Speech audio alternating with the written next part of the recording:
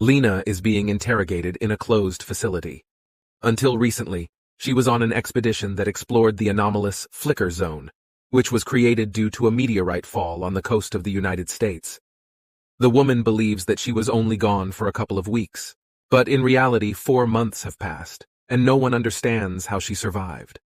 Shortly before these events, Lena works as a biologist at the university and teaches a lecture, after which she returns home to do repairs. Soon her husband Kane returns home, a soldier of the Special Forces, who disappeared about a year ago. Lena tries to understand where her husband was, but he behaves strangely and cannot explain how he got back. At some point, Kane decides to drink some water, and his wife notices he's bleeding. The couple is sent to the clinic in an ambulance, when they are suddenly stopped by several cars with armed men and taken to a secret institution. A little later, Lena meets a psychologist named Ventress and learns that her husband was a member of an expedition that explored the anomalous zone. He is the only one who returned from there, and everyone is wondering exactly how he managed to do it. Remembering the happy moments spent next to her husband, Lena sees that Kane is now in a coma. She decides to find out the truth and joins a new scientific expedition led by Ventress. Also included are geomorphologist Cass, paramedic Anya, and physicist Josie. Sometime later, 5 brave female scientists go on an expedition and enter the Shimmer Zone. In the morning, Lena wakes up from a dream in which she remembers how she cheated on her husband with her work colleague. Leaving the tent, she meets with other members of the expedition and tries to understand how they got here. None of the women remember what happened to them or how they set up camp. After checking the food supplies, they realize that they have been here not for 1 night, but for at least 4 days. But no one can remember this. After checking the equipment, the women realize that it doesn't work in Shimmer territory. The walkie-talkie and other means of communication are out of order, and the compass cannot indicate where they should go. Realizing that the best reference point would be the coast, along which they could find a way out of the zone, the scientists set out on their journey. Sometime later, the women find themselves near a swampy pond and stop to look around. Here, for the first time, they encounter unusually mutated plants and do not understand how this could happen. The only logical explanation for what is happening is the impact of the zone, which changes the biological structure of flowers. At some point, Josie, standing at the threshold of a house partially flooded with water, is dragged inside by something unknown. The women rush after her and enter the water to pull out a colleague who is being held by something by her backpack. Having got ashore, the expedition members hear that something strange is happening in the house. An unknown creature breaks through the wall, and the women notice an albino alligator. Jumping into the water, he gets out on land and attacks the group. Lena served in the army for 7 years and handles weapons better than others, so she deals with an alligator, depriving him of his life. After that, scientists examine the body of the animal and notice mutations in the form of several rows of teeth in the mouth, like a shark. In the present, Lomax continues to interrogate Lena to understand what happened inside the forbidden territory. The woman notices that the mutations became stronger and more pronounced as they continued to go deeper into the Shimmer Zone. The scientist interrogating Lena suggests that they were hallucinations, but she dismisses the possibility. Taking a couple of boats, the women set off, continuing to move towards the coast. Along the way, Cass notices that Lena shoots well and learns that she is from the military and recently lost her husband. As it turned out, each of them has its own secrets that can be noticed with careful observation.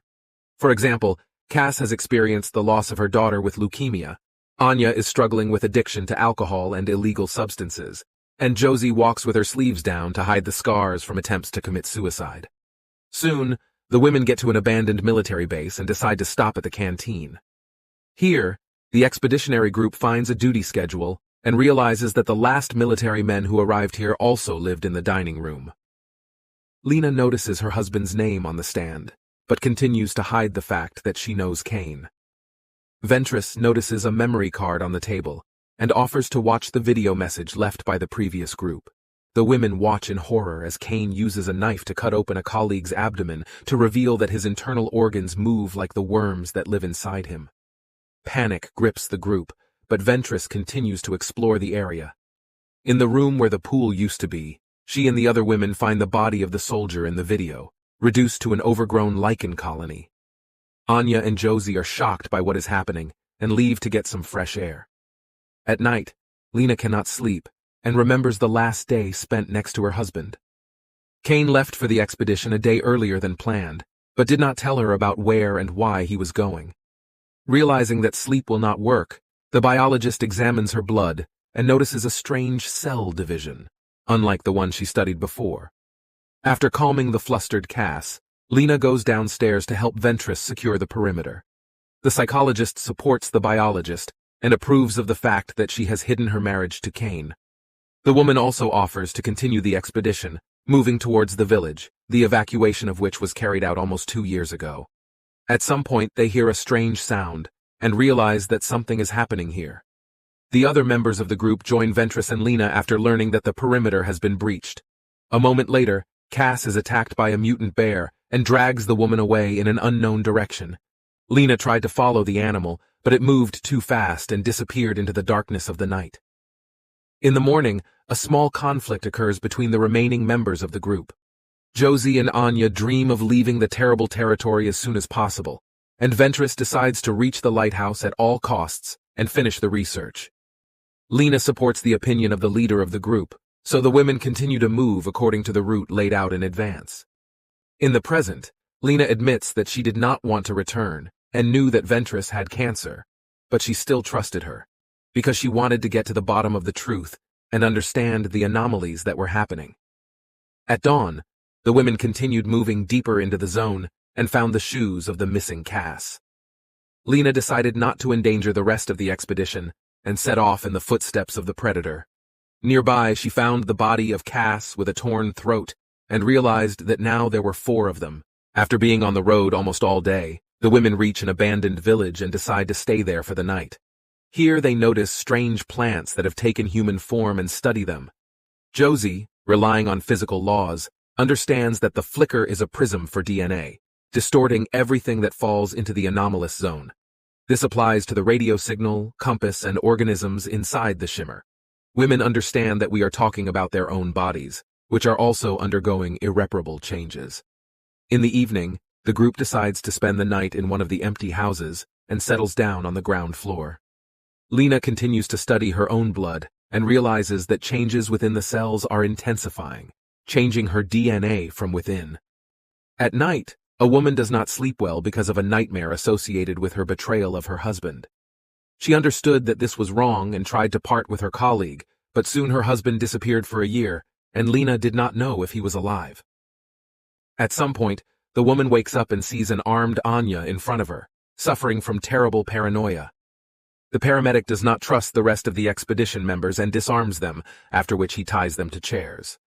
After rummaging through her personal belongings, she finds Lena's pendant with a photograph of Kane and realizes that the couple knew each other and quite close. Anya goes crazy and assumes that Lena and Ventress have been lying to them since the beginning of the expedition. Past groups may not have returned for 2 reasons. They were killed, or they lost control and got rid of each other. Anya saw wild animals, but suggests that the psychologist and biologist are in cahoots, as they took the life of Cass. Anya feels that something is moving inside her, and understands what consequences this can lead to. At the same time, she decides that it is better to get rid of the other members of the group in order to save her life. Taking out a knife, the medic is preparing for insidious actions, when he suddenly hears the cry of Cass, who needs help. Anya runs away, but a moment later a wild bear growl is heard. Realizing that the beast has come for them, the other women try to untie the ropes, but nothing works. The bear is inside the house, but does not notice the members of the expedition, as they do not move and do not show signs of life. The beast opens its mouth to imitate Cass's cry for help, and also doubles as Kane's voice. Wounded Anya returns to the house to take the life of the bear and enters into a fight with him. The animal takes the life of a medic, but Josie manages to free herself and send the mutant to the next world. Ventress realizes that her health and memory are constantly deteriorating. The psychologist wants to finish his research before he loses his sanity and leaves the group, heading for the beacon, the center of the shimmer. In the morning, Josie and Lena discuss what happened, trying to figure out what to do next. A woman physicist understands that there is a mixing of cells at the DNA level, and part of Cass, who lost her life, went to the bear. She's afraid of this, but understands that she will never get out of the zone. Noticing the mutation on her arms, Josie leaves for the garden. Lena hurries after her and sees how a colleague on the expedition turns into a flowering plant. Listening to this whole story, Lomax does not believe in the reality of what happened, but the former military man and current biologist is not going to prove his words. She clearly knows what she saw and is sure that she was the only one who dreamed of returning back. After losing Josie, Lena is very worried and crying, but she understands that she cannot give up. There is no choice, so the woman also sets off towards the coast, following in the footsteps of Ventress. Sometime later she finds herself near the ocean and notices a lighthouse nearby, the place where the meteorite fell, creating the Shimmer Zone. Lena notices new wonders, bizarre plants and creatures that she has not seen before. Before entering the lighthouse, she notices more disturbing and warning signs, but goes inside anyway. Here, Lena discovers charred human remains and a video camera standing nearby. Rewatching the tape, the woman sees her husband going crazy because of what happened here. At some point, Kane gave up and, using an incendiary grenade, took his own life. He was talking to someone behind the scenes, and to Lena's dismay, the person turned out to be a doppelganger. Now she realizes that it was not her husband who returned to her, but a clone created by Flicker, and who did not have the memories of the real Kane. Noticing a hole in the wall, Lena goes to a dungeon created by a fallen meteorite. Once inside, she meets Ventress, who has completely lost her sanity. The psychologist asks not to come closer, because it is already in her, and will not stop until it captures every living cell. Ventress also warns that all life is waiting for the inevitable decay, the so-called annihilation, the reaction of the transformation of a particle and an antiparticle when they collide into something new. At the same moment, Ventress's body disintegrates into particles that literally float in the air. They create a new organism. First, unique symmetrical formations appear, which form into a Mandelbrot fractal. A little later, by attracting a particle of Lena's blood, the body turns into a faceless humanoid with shiny skin. The frightened woman shoots the creature and tries to escape by climbing out of the cave. She tries to leave the lighthouse, but the creature does not allow her to do this, repeating all her movements. At first, Lena tries to fight, but loses and falls to the floor. After that, she again heads for the door, but the creature stops her and presses her against the wall, causing the woman to lose consciousness. Noticing another grenade in her late husband's backpack, Lena places it in the hands of her double, who has completely copied her appearance. Pulling the pin, the woman runs out of the lighthouse and sees the incendiary projectile ignite the clone. The flickering around the beacon lights up and begins to fade, and objects created by the anomalous zone based on altered cells flash and burn. After listening to the whole story, Lomax assumes that it was an alien whose motives remained incomprehensible. Lena does not refute his theory, as she is tired of the interrogation. Here, the woman learns that after the disappearance of Flicker, her husband felt better, and he is waiting for a meeting in isolation. Having met with Kane's double, Lena asks if he is really not her husband, and receives confirmation. The clone asks her a counter-question but gets no answer. As the couple embrace, both of their eyes change color, proving that the twinkle still exists, but is now living in their bodies. We hope you enjoyed watching. If you want to watch some good recaps, then you can watch them on our channel. See you soon.